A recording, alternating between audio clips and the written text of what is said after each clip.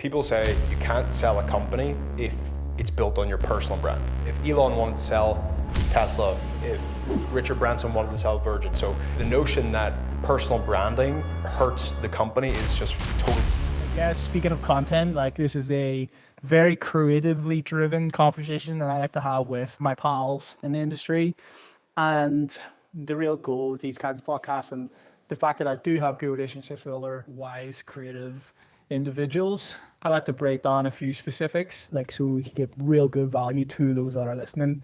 It's not going to be too generalized. I want to go deep into content, creative, the platforms themselves, tactics that we're seeing. We'll probably chat some AI today at some point. But before we jump all into that, why don't you give me the 60-second elevator, give the people an elevator pitch. Who are you? What are you doing right now in the industry? Yeah, so who am I? So I've been in the organic content space for the last 4.5 years now. Been in the info product space for over 8 years.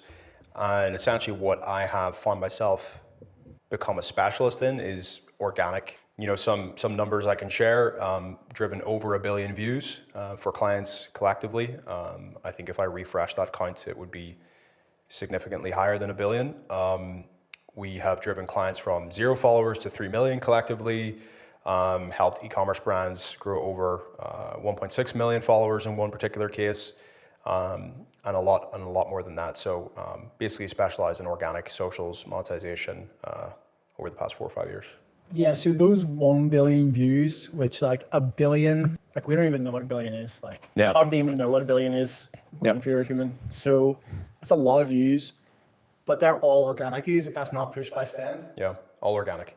I think in the past sort of 3-4 years, when the short form algorithms were really, started to come into force, it really opened a lot of people's eyes, including myself, to the fact that you can just post a video and have 1 million people see it, whereas in the past, before even like TikTok was a thing or Instagram Reels was a thing, the only video platform was YouTube, right?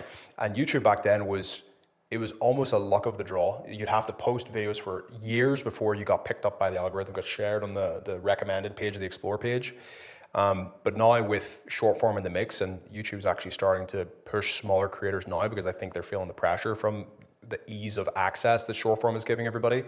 But now it's essentially you pick up the iPhone, you record some videos, and all of a sudden everyone in your market knows who you are as long as that content is good and gets pushed. So 1 billion sounds like a big number, and it is, but it just goes to show that we got those views for brands and creators that were basically unknown before. So to go from nothing to having tens of millions or hundreds of millions of views for your individual brand within the space of a year it's actually unprecedented. It's a crazy time that we're in. Yeah, so then I have a couple of directions I want to go here, but let's start. You just mentioned YouTube, and I'm thinking about putting more energy into YouTube, but it does feel like in terms of input versus output, like it's harder to do it. Yeah. But that could just be, my false beliefs. But I've heard other people say what you just said, which is YouTube is pushing smaller creators. So what's your advice for brands or even personal brands that are trying to build? Do you think YouTube is a place to go and, put some energy into it?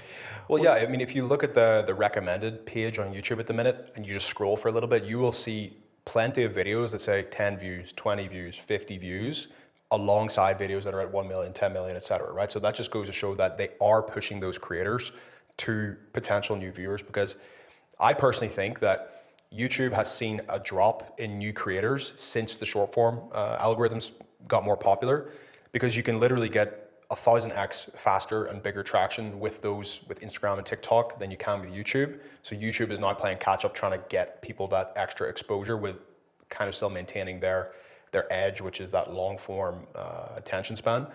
The way I see YouTube playing it at the minute for a lot of brands is, and particularly in the personal brand space, is not necessarily as your top of funnel traffic source, but as the source where you can send people to trust building assets, nurturing assets. So we're not trying to necessarily get 1 million views on a video on YouTube. If we can get 500 to 1,000 or 2,000 views in a video, where a lot of those views are being pushed from externally, from your Instagram profile, for example, that's really all we need, because those people that come from your Instagram get pushed to your YouTube to watch a 30-minute breakdown of a brand strategy that you did, or how a particular brand is approaching their marketing at the minute, or whatever it may be in terms of a breakdown.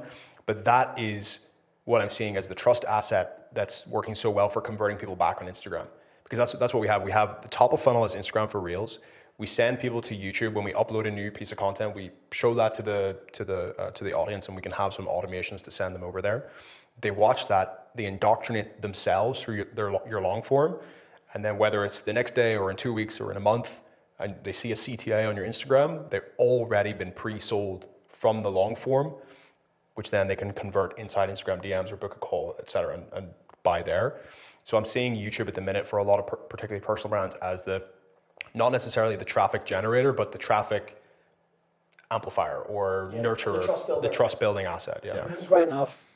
Yes, this is for personal brands specifically. These kinds of strategies where you're maybe driving people from a short form platform to a longer form YouTube video.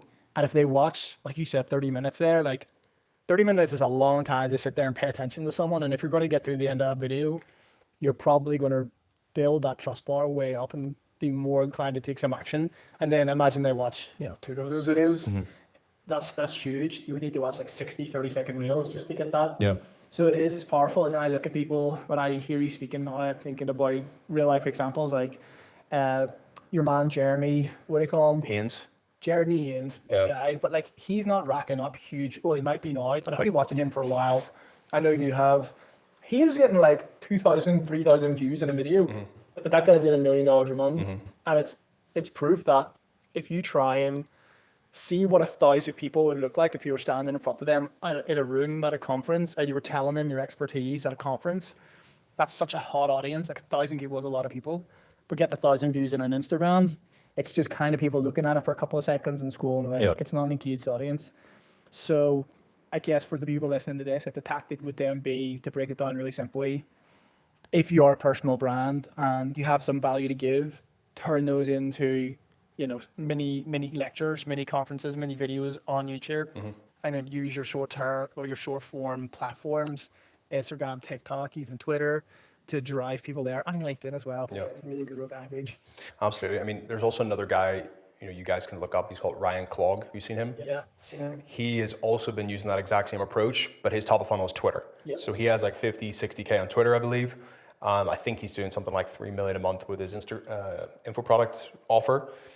But he has 1K to 2K views per YouTube video, but that's what everybody knows him for, the posting these really in-depth videos. He posted one video every day for 100 days, and they were very in-depth breakdowns of exactly what he's doing in the brand at the minute.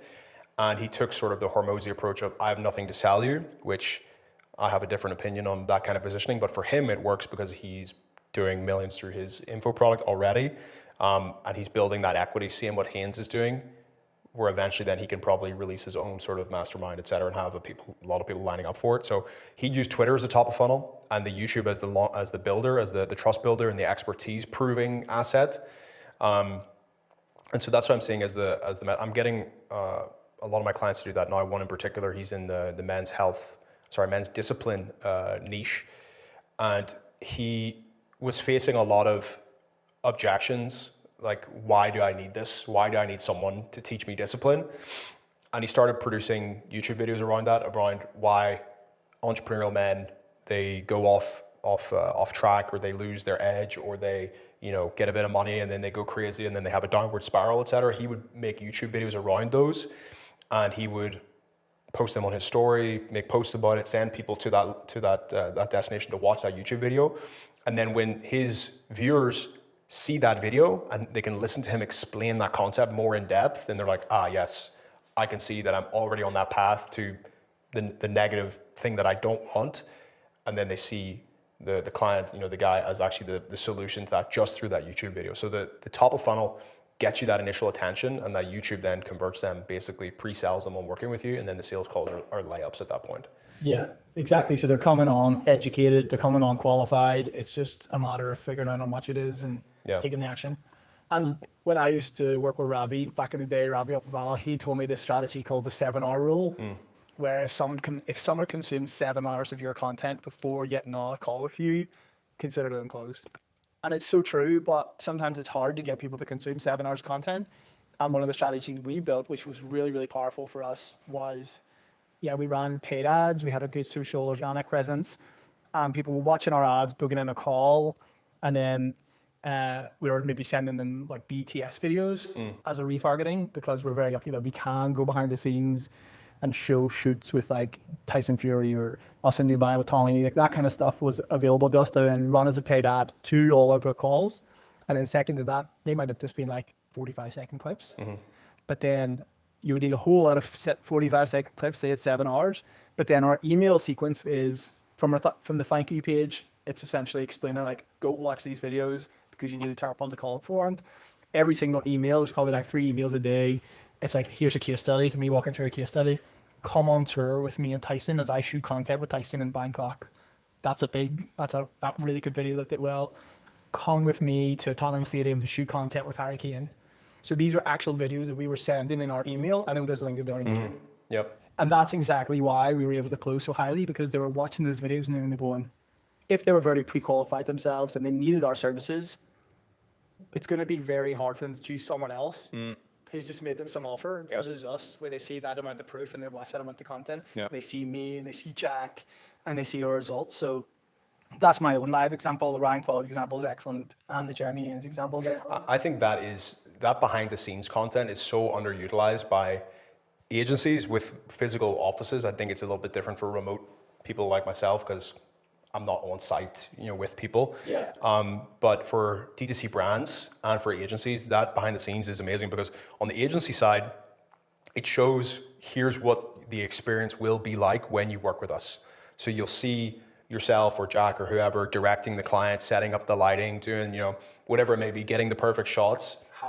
Having the crack, making it a good experience, like because you want to have that good relationship as well. And so whoever is considering hiring that agency, or you guys in particular, they look at that and they put themselves in the shoes of that client and think, okay, this is what I would actually receive. And then on the DTC side, the behind the scenes, I feel like, and the best brand that does DTC content is Represent, in my opinion. One of the best anyway, because they do great behind the scenes, behind the brand, they call it. Yeah. Where George and whoever else is planning the shoots, they're going to LA, they're opening a new pop-up, they're doing like a 247 run, really building that brand community of showing all the customers coming together for the run, or showing the behind the scenes of a new drop that's going to be next year. So they're teasing next year's drop. They're creating hype around it. They're creating that mystique around the brand. And also for clothing brands, they're creating this, I would say, lore. The word lore, Lore, like this sort of brand story, brand history, brand lore, brand, it's like this mystique that they're building, where most brands, they don't bother to do that. They don't bother to go that deep. But when you have a brand like Represent who has hardcore followers, you want to give them a way to feel even more connected to the history of the brand and see the actual history of the brand building in real time. So you can look back and, for example, like Kanye West released a documentary of he had the foresight to see back in the 90s or whatever, whenever he came up, to record the entire process. He was recording himself. He was vlogging before that was the thing, before he even got famous. And then years later, he releases a Netflix documentary looking back over the years of how he came to where he was. Now brands are doing the same thing with their behind the scenes. So now in 20 years, 30 years, when they could be considered like a Chanel or a Dior, imagine Dior had a vlogger with him back in the day when he was starting his or Hermes or whoever these other brands. Imagine they had that, but they obviously didn't have that technology. But now in the future, Represent and all these other brands can look back at their vlogs and say, this is how we built the brand to where it is today and to this household name. Yeah, and even just like documenting the journey, people go along with that journey. And I've heard other people say, like, it's amazing. Ben Francis did it with Gymshark, but it's amazing to say that Gymshark and Represent are sort of teetering on the not cool anymore because they blew up so big, because they're so famous that it's kind of, they've crossed over, and you go into the gym and everyone's wearing the same Represent stuff. What do you think is the solution for that? Well, I mean, it depends what you're optimizing for. They're optimizing for growth and they're making like a lot of money, so they're getting a lot of people on there. But I honestly think that Represent are doing it correctly, even though I probably won't buy a 247 range again. When they do their drops, like their capsule drops, you either buy the drop or you don't, and you miss it. You might get lucky if it comes up again in like a sale, an outlet sale. But I think the drops is the solution. You can get the Iron drop for one of my favorite fashion brands is Malbon. They do the drops. They did the Bushmills drop last year. I copped it. They're doing it next week. We're obviously documenting that. I don't know when this is coming out, but that's cool. I'll be copping that as well. And you just cop the drop along the way. But we're on a really good point here, so I want to like pause and just explain it, because we're talking now about brands and documenting their content, and what you say with 247 is really powerful, and they have that YouTube. And the thing that we're touching on here is like, it's the people that I represent are the people that are like, they see themselves as that brand. It's like aspirational, or it's a projection of self. It's like, I project this. It's like why we wear watches, or why we have like different things in the backdrop of our videos. So them putting that out there, they're like, oh yeah, I fuck with represent. Yeah. I buy those guys.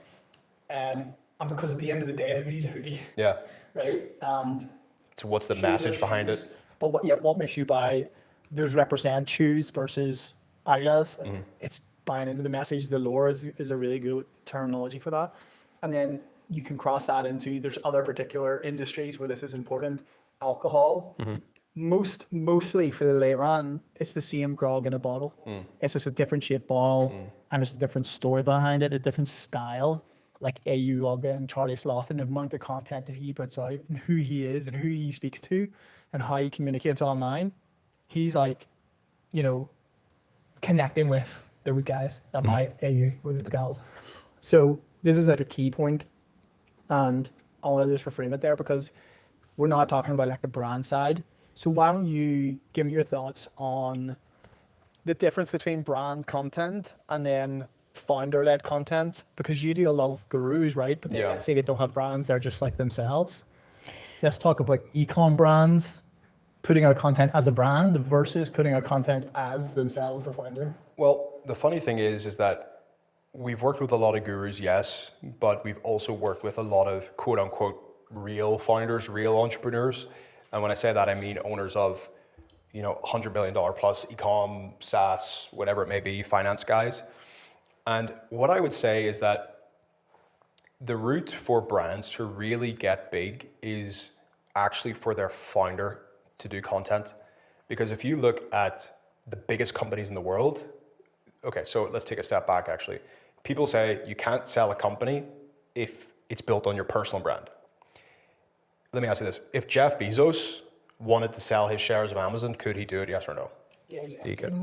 He could. So he is selling them, so he could do it. If Elon wanted to sell Tesla, he could do it. If Richard Branson wanted to sell Virgin, he could do it, right? So the notion that personal branding hurts the company is just totally false, right?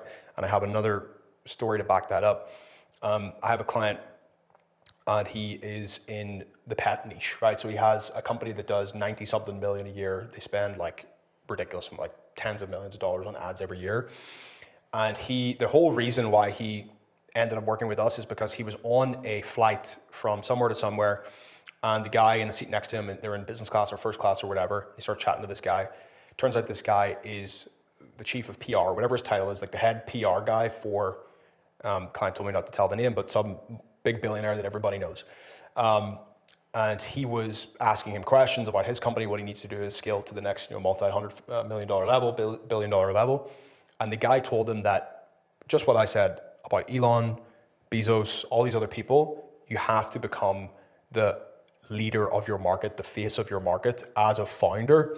And off the back of that, your company will become even more known, more doors open, you get more opportunities, you have more leverage, you attract better talent. Absolutely everything comes off the back of the founder.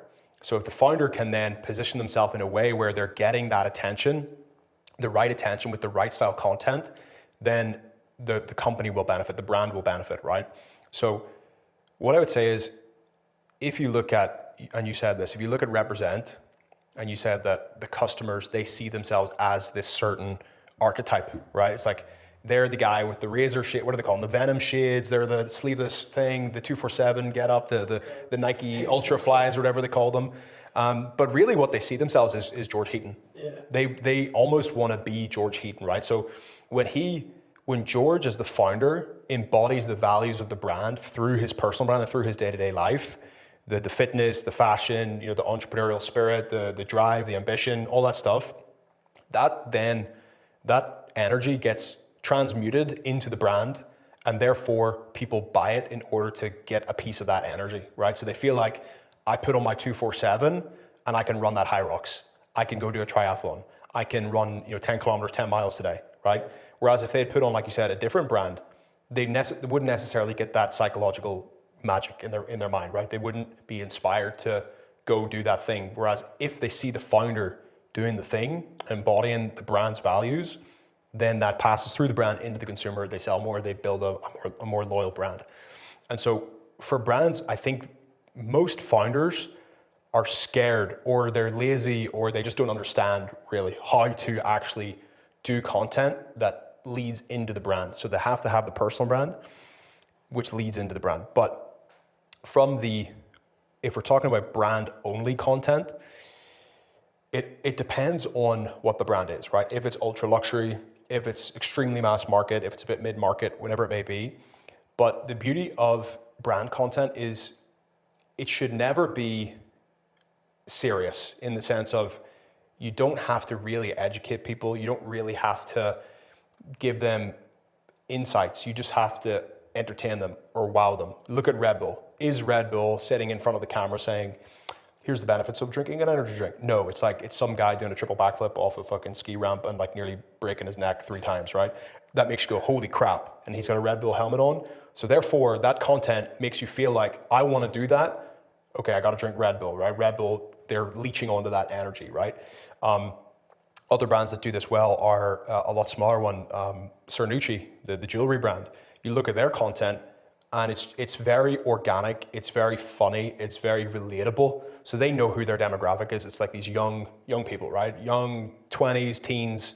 They love the baggy clothes, they love the jewelry, they love this lifestyle, right? So Fred and the guys and the creative team he has working on that content, they do a really great job. They fly out to these locations like Capri and south of France and Marbella and these places.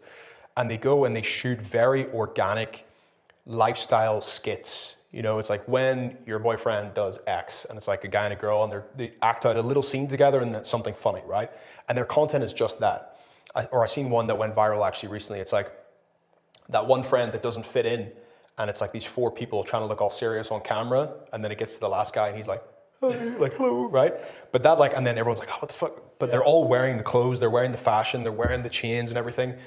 And that kind of content for those brands, because a DTC brand is by definition, it's mass market, right? It can really be sold to the entire TAM of that industry, of that niche, right? And so you have to make the content very widely appealing, very entertaining, and have people wanting to follow because they like the content, right? Like if you try to sit there and I think a lot of DTC brands make this mistake, by the way, they post content that looks like an ad. Yeah. Right? They'll do a fit check. It'll be some model wearing the clothes, posing. What's the point? That's not content. That's an ad. That's a showcase reel. That should be on the site, that shouldn't be on the Instagram page or the TikTok page, right? Ultra luxury, bit different.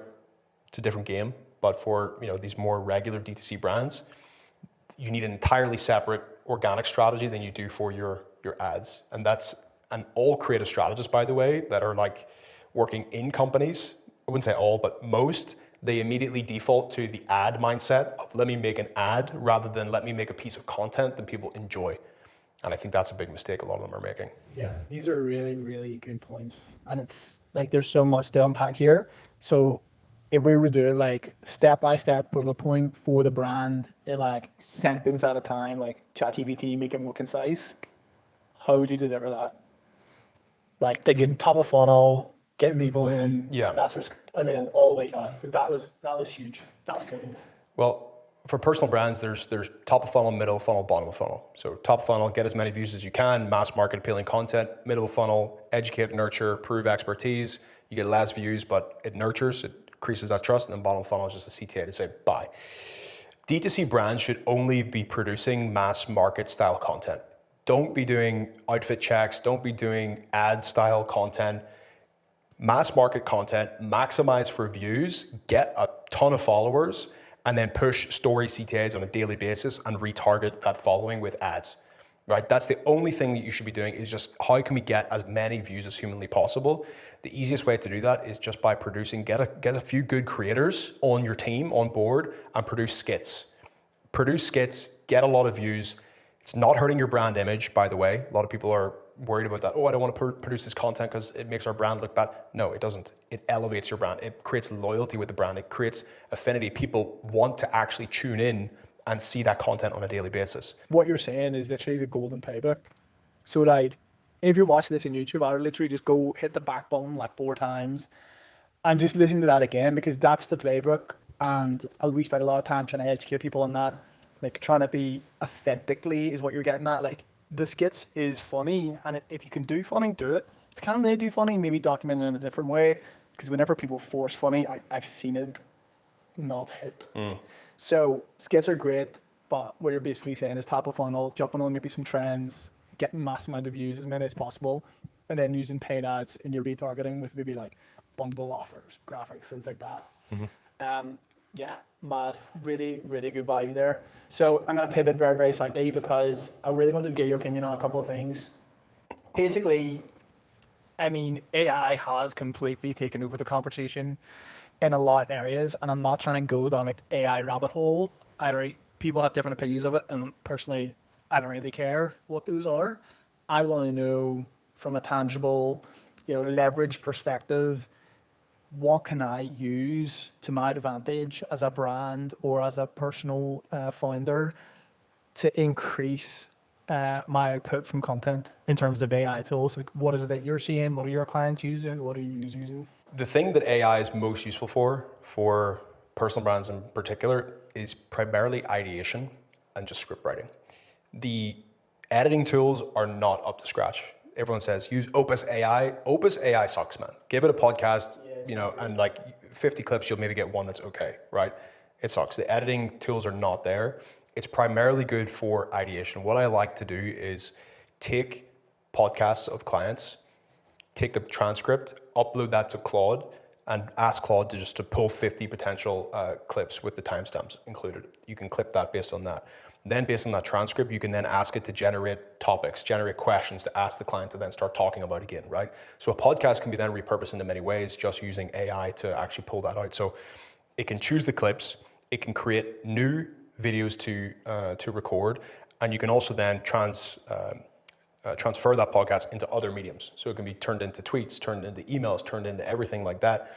And with N8N these days, you can literally create entire workflows of, okay, based on all of this, stick it in a workflow that automatically creates an email, creates a tweet, creates a LinkedIn post, creates all these different, that creates a YouTube script from one podcast transcript. And out of the end, you have just endless amounts of content. So I think that's the primary benefit for personal brands. On the D2C side, what they need to be using AI for the most is creative generation. The image creation capabilities are, you know better than me, they're insane at the minute. You give it one thing and it's like, create me an ad on this, and boom, it looks amazing. So I think on the D2C side, that's the biggest thing. You can use gimmicky AI tools for video content.